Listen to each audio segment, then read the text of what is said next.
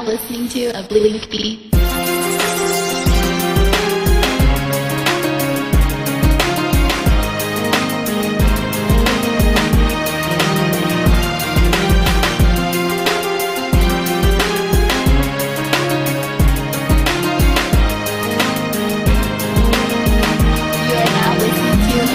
Makinig sa akin, muli ko nang bibigkasin mga salita sa Biblia, akin nang sasambitin. Hindi mo ba napansin at di mo ba nadadama? Ang mundo natin ngayon, laki ng pinagkaiba. Buksan ng mga mata at ito'y muling imulat. Nangyayari na ngayon, mga tanda na isinulat. Mga trahedyang darating sa ating panahon. Digmaan sa kunat lindol na nangyayari na ngayon.